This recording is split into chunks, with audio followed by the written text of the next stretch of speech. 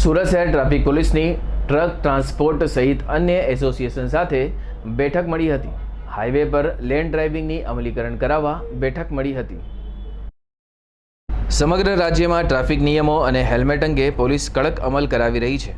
અકસ્માત રોકવા પોલીસ દ્વારા ટ્રાફિક નિયમો પાલન કરવા અનેક કાર્યક્રમો કરી રહી છે। આજે સુરત શહેર ટ્રાફિક પોલીસની ટ્રક ટ્રાન્સપોર્ટ સહિત અન્ય એસોસિએશન સાથે બેઠક મળી હતી। હાઈવે પર લેન ડ્રાઇવિંગની અમલીકરણ કરાવવા બેઠક મળી હતી। બેઠકમાં એસોસિએશનના હોદ્દેદારો, ટ્રક માલિકો હાજર રહ્યા હતા।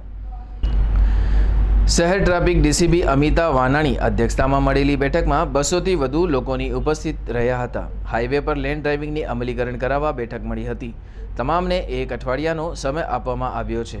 અમલીકરણ નહીં કરાય તો કડક કાર્યવાહીના નિર્દેશ આપ્યા હતા।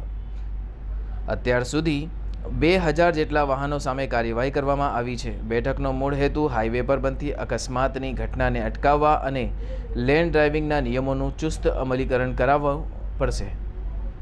સુરત શહેર ટ્રાફિક શાખા દ્વારા માનનીય સીપી સર અને જેસીપી ક્રાઇમ સરના માર્ગદર્શન હેઠળ આજરોજ સુરત શહેરના તમામ heavy vehicle association, truck association અને ટ્રાન્સપોર્ટ એસોસિએશન એક મિટિંગ રાખવામાં આવેલી, જેનો મુખ્ય હેતુ એ હાઈવે ઉપર લેન ડ્રાઇવિંગનું અમલીકરણ કરાવવા માટેનો છે। આપણે સૌ જાણીએ છીએ કે ક્યાંક ને ક્યાંક લેન ડ્રાઇવિંગ ના કરવાના કારણે, રાઇટ લેન ફ્રી ના રાખવાના કારણે અકસ્માતો હાઈવે પર ખૂબ મોટા પ્રમાણમાં બનતા હોય છે। અને હાઈવે પર બનતા અકસ્માતો ઘટાડવા માટે અને જેટલા પણ હેવી વ્હીકલ છે એ લેફ્ટ હેન્ડ સાઈડની લેન પર ડ્રાઇવિંગ કરે તેના માટે એક તમામ ટ્રાન્સપોર્ટ એસોસિએશનની મિટિંગ રાખવામાં આવેલી।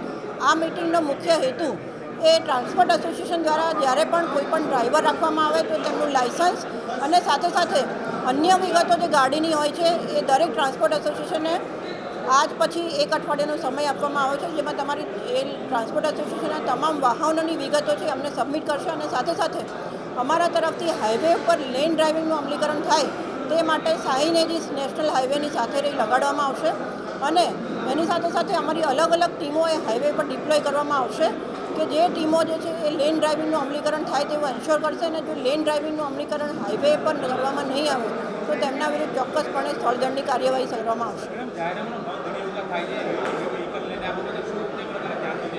જાહેરનામાનો ભંગ થાય ત્યારે એવા અમે અત્યાર સુધીમાં કુલ 2000થી વધારે બારદારી વાહનો વિરુદ્ધ શિક્ષાત્મક કાર્યવાહી કરેલી પણ છે, પરંતુ અત્યારનો જે વિષય છે એ હાઈવે પર જે અકસ્માત થાય છે એ અકસ્માત ઘટાડવા માટેનો મુખ્ય વિષય છે ને જેમાં દરેક ટ્રાન્સપોર્ટ એસોસિએશનની મદદ પણ માગવામાં આવેલી છે। જય હિન્દ।